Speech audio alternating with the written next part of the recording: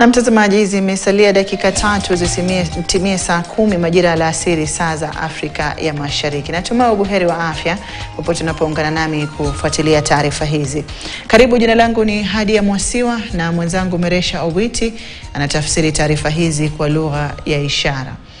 Naam, tuanze na taarifa hii ambapo Samia Suluhu Hassan ameapishwa kuwa rais wa Jumuiya ya Muungano wa Tanzania kuhudumu kwa muhula wa pili katika hafla iliyofanyika mchana wa leo chini ya ulinzi mkali jijini Dodoma. Haya yanajiri kufuatia uchaguzi uliokumbwa na maandamano yenye ghasia, huku upinzani ukisisitiza kuwa uchaguzi huo haukuwa huru na wa haki. Suluhu mwenye umri wa miaka 65 alikula kiapo chake mbele ya Jaji Mkuu Ibrahim Hamisi Juma, huku Rais Suluhu akiahidi kurejesha utulivu nchini humo na kuwahimiza wananchi wa Muungano wa Jamhuri ya Tanzania kutilia maanani utulivu na amani ya taifa hilo. Sherehe ya kuapishwa kwake ilifanyika katika uwanja wa kijeshi katika mji mkuu wa Dodoma, huku umma ukikosa kuruhusiwa kuhudhuria hafla hiyo na ikipeperushwa moja kwa moja katika kituo cha habari cha serikali cha TBC. Samia alitangazwa kuwa mshindi Jumamosi kwa asilimia 97.6 ya kura. Mteule wa Jamhuri ya Muungano wa Tanzania sasa anaelekea katika meza ya kiapo.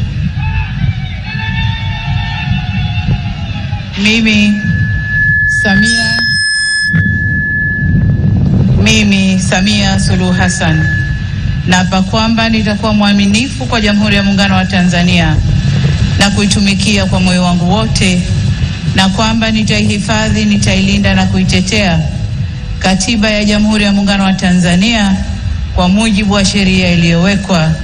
Ewe Mwenyezi Mungu nisaidie.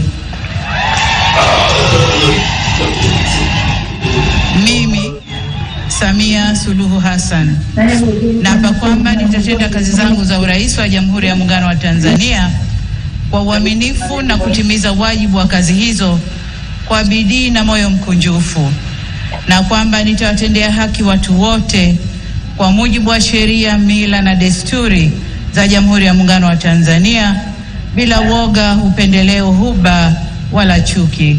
Ewe Mwenyezi Mungu nisaidie.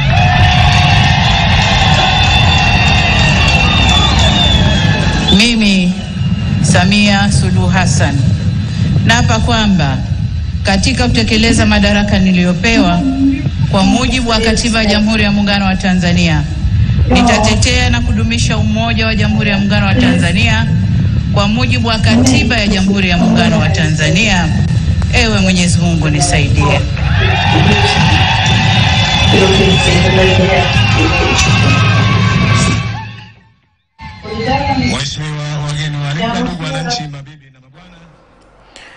Na Rais Samia Suluhu Hassan ametoa hotuba yake